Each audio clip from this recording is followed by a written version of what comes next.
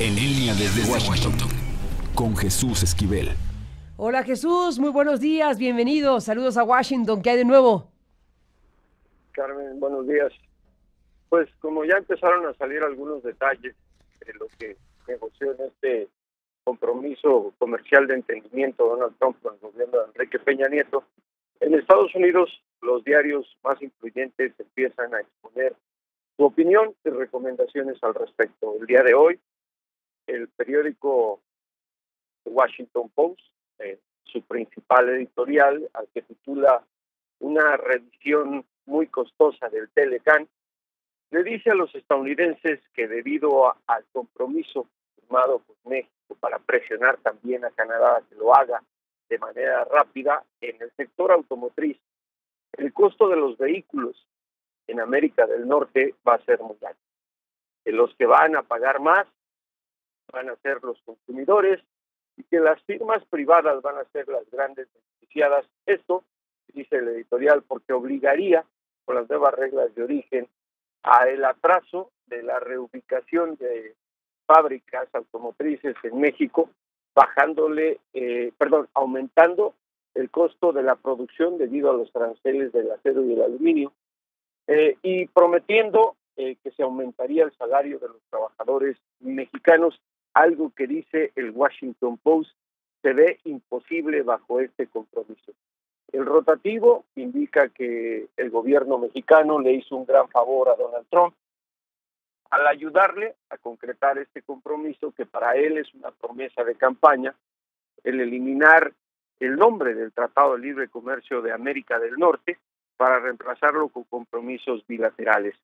Establece que este preacuerdo genera mucha presión sobre el primer ministro de Canadá, Justin Trudeau, que ya envió a su equipo a negociar a Washington, Carmen, porque además de que le da un plazo hasta el viernes para poder notificar al Congreso Federal estadounidense y tenga los 90 días necesarios en la ley para realizar el acuerdo, lo obliga a que se coma su orgullo después de que Trump lo trató de débil y obligado por las circunstancias y el tamaño del intercambio comercial de la región norteamericana, pues acepte muchas de las cosas establecidas en este entendimiento comercial. Y por ejemplo, algo que en lo personal se me había pasado, dice el editorial del Washington Post, vean ustedes cómo Trump incluso borró la palabra libre al hablar de comercio y del compromiso con México, al cual, dice, le gustaría se llame Acuerdo de Comercio Estados Unidos-México, eliminando la palabra libre, algo que se me había pasado, Carmen, y creo que es importante. Hombre, un datazo, porque sí, efectivamente lo que apunta es a que Donald Trump está pues en el plan que ya había anunciado de acuerdos bilaterales con México y con Canadá respectivamente, pero bueno, veremos de aquí al viernes, todavía está la moneda en el aire, en pocas palabras. Sí, está la moneda en el aire, pero está claro que Trump no quiere que sea el Tratado de Libre Comercio de América del Norte como estaba. Insiste, ayer lo volvió a decir el secretario del Tesoro de los Estados Unidos, Mnuchin, que lo que se busca con Canadá es un acuerdo similar al que lograron con México.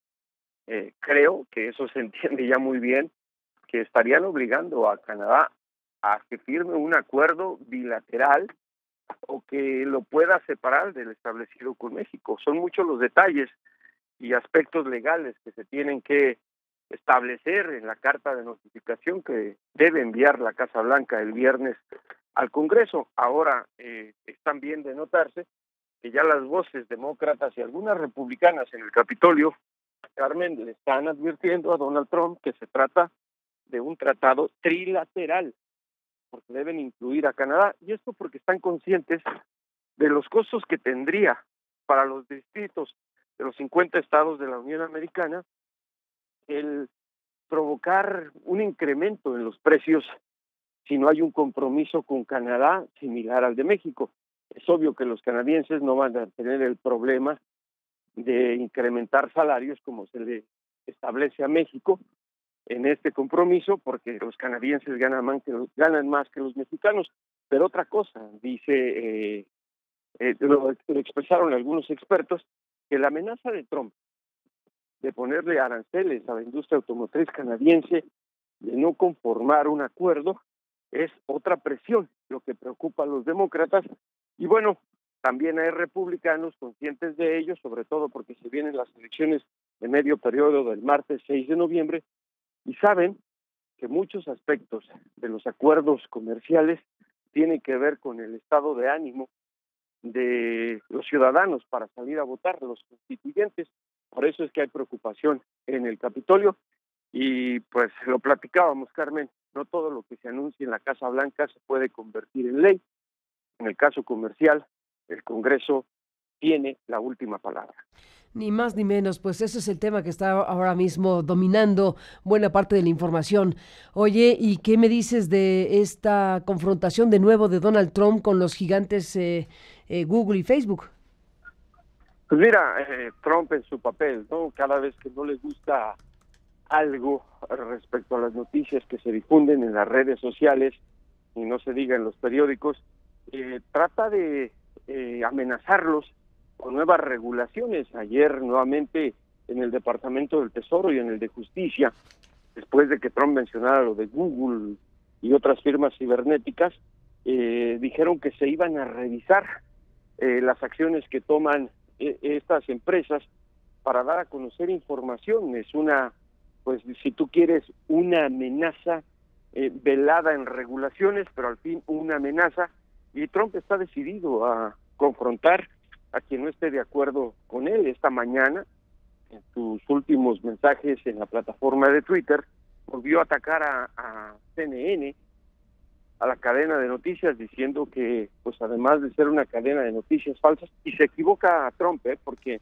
dice, refiriéndose a una historia en la cual señala una fuente anónima que no es cierto. CNN da el nombre y apellido de la fuente que le dio la información. Reitera Trump que pues cadenas de televisión como CNN son enemigos de la población. Imagínate, después de la regañiza que le pusieron incluso legisladores, Trump sigue en lo mismo, no escucha a nadie excepto a Donald Trump.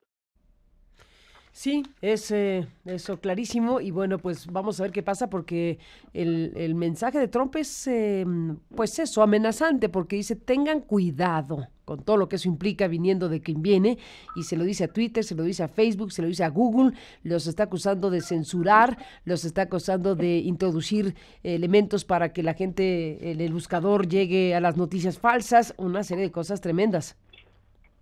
Sí, y bueno, creo también que Trump en algún sentido resiente este tipo de cosas, porque la mayoría de usuarios de estas firmas de cibernéticas son jóvenes, y jóvenes que no comulgan con el mandatario estadounidense y que incluso se burlan mucho de él. Pero bueno, Trump creo que está muy consciente de que se vienen los comicios del 6 de noviembre, el plebiscito a su mandato, lo que va de su mandato, y por ejemplo leía a uno de los grandes articulistas en el periódico The New York Times, y dice algo muy interesante y creo que importante, Carmen. Dice, quien no lea y entienda a Trump en un ámbito político electoral, en todos los sectores, ya sea de política nacional o internacional y comercio, se equivoca. Trump no deja de hacer campaña todos los días, y aunque hable del Partido Republicano, dice este articulista, lo único que busca es quedarse en la Casa Blanca y que nadie lo contradiga. Algo muy cierto. Lo vemos con el caso de México. El lunes aplaudiendo, hablándole de tú al presidente Enrique Peña Nieto, con quien tuvo muchas dificultades, y recordarás las indirectas que le aventó, teniendo a Videgaray de eterno aprendiz ahí al lado. Apenas se van y vuelve a hablar del tema de que México va a pagar el muro, obligando al eterno aprendiz de canciller a responder que México no va a pagar eso. No hay necesidad de responderle, Carmen, es mi punto de vista. Pero todos bueno, sabemos. No, es que no hay necesidad de responderle, Carmen, ya sabemos por las peticiones que ha hecho al Congreso. Él quiere el muro que se construya sea sufragado con el erario estadounidense, con dinero de los estadounidenses. Se lo han rechazado en el Congreso. Y para darle vida a su campaña y a sus promesas electorales, pues se vuelve a usar a México como el banquito para dar el brinco, y consciente también pues la piel tan delgada que tiene un aprendiz de canciller que se eternizó en ese curso de política exterior. Pues ahí está el asunto, Jesús. Como siempre, gracias por estar aquí. Un abrazo. Saludos a Washington. Buenos días. Buenos días para ti. Y bueno, pues ahí está este conjunto de temas en el asunto de Google y todo esto. Bueno, pues hay incluso ya respuesta que da el gigante al respecto. Cuando Donald Trump avivó estas amenazas contra Google, acusó a la empresa de que su algoritmo de búsqueda favorece las noticias y opiniones liberales. El tweet de Trump dice: el 96% de los resultados para Trump News, noticias de Trump, provienen de la prensa nacional de extrema izquierda. La situación es muy grave y se tratará, dice Trump. En un comunicado ya Google respondió: el buscador no es usado con un fin político y no tenemos preferencias hacia ninguna ideología política. Continuamente trabajamos para mejorar Google y nunca marcaremos búsquedas para manipular el sentimiento político. Por cierto, que le agrego rápidamente a lo que Jesús nos ha comentado, que en la carrera por las elecciones intermedias de noviembre, el republicano Ron DeSantis, quien cuenta con el apoyo de Trump, ganó ayer las primarias para la candidatura a gobernador de Florida. Tras el cierre de urnas, DeSantis acumuló el 56.6% de los votos republicanos, una distancia considerable frente a su inmediato competidor, el excomisionado de Agricultura Adam Putnam, que consiguió 36.51%. Trump celebró desde su cuenta de Twitter la victoria de su candidato. Fue una victoria fantástica. Ron será un gobernador fantástico, dice Trump, de esto que ocurrió el día de ayer.